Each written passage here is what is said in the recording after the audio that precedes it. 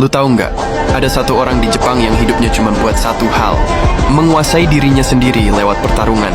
Dia nggak lahir sebagai bangsawan, nggak punya harta, nggak punya guru tetap. Tapi namanya jadi legenda paling dihormati di seluruh negeri. Dia bukan raja, bukan jenderal. Dia cuma seorang pendekar yang nggak pernah kalah. Namanya Miyamoto Musashi.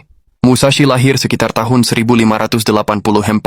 Di tengah kekacauan Jepang, zaman itu disebut Sengoku Jidai, zaman negara-negara berperang.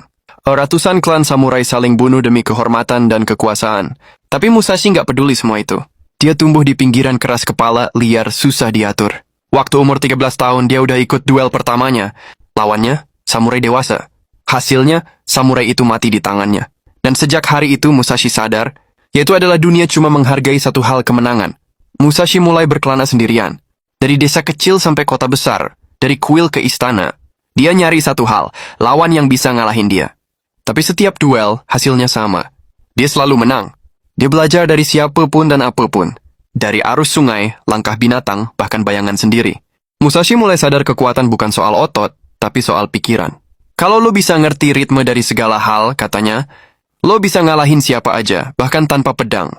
Musashi menciptakan gaya bertarung sendiri Niten Ichiryu, 2 pedang sekaligus. Bagi dia, kalau pikiran lo seimbang, lo bisa ngendaliin 2 pedang, 2 dunia, 2 arah hidup sekaligus. Salah satu duel paling terkenal dalam hidupnya adalah pertarungan di Pulau Ganryu.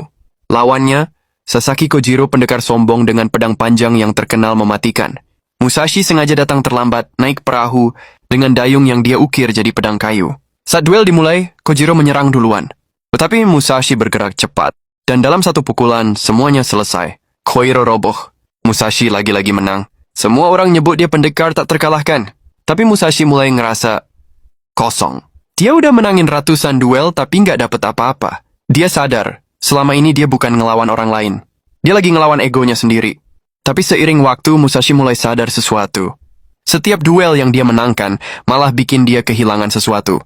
Dia mulai ninggalin pedang dan beralih ke pena dan bambu kuas. Di usia tuanya, Musashi berhenti berkelana. Dia mulai ngelukis, menulis, dan meditasi. Dia tinggal sendirian di gua, jauh dari dunia. Dan di sanalah dia nulis warisan terakhirnya Gorin no Sho, The Book of Five Rings. 5 bab. Bumi, air, api, angin, dan kekosongan. Isinya bukan soal cara bunuh orang, tapi soal cara hidup tanpa takut kalah. Ketika engkau menguasai dirimu sendiri, engkau sudah menguasai dunia. Tahun 1645 Musashi meninggal di dalam gua itu. Gak di medan perang, gak karena pedang musuh. Dia duduk bersila, memegang pedang kayu, dan pergi dengan tenang seperti dia akhirnya mengerti arti dari semua pertarungannya. Miyamoto Musashi, pendekar yang menang tanpa bertarung. Yang ngelawan bukan orang lain, tapi dirinya sendiri. Dan yang akhirnya ngerti, kalau kemenangan sejati bukan soal menaklukkan dunia, tapi menaklukkan diri lo sendiri. Sebelum itu, makasih banyak buat yang udah donasi. Semangat bang, karenamu wawasanku nambah lagi. Siap kak, makasih ya. Bahas gua bang, orang perintis yang mencoba menjadi sukses. Justru itu letak asiknya. Bang bahas Miyamoto Musashi. Tadi yang aku bahas requestan kakak. Semangat bang. Makasih ya. Bang, aku lagi ulang tahun. Selamat ulang tahun ya. Aku dukung konten kayak gini, mendidik banget. Makasih ya kak. Aku suka kamu, mau gak jadi pacarku. Waduh. Makasih banyak buat yang udah donasi. Yang mau donasi juga bisa ke bio aku ya.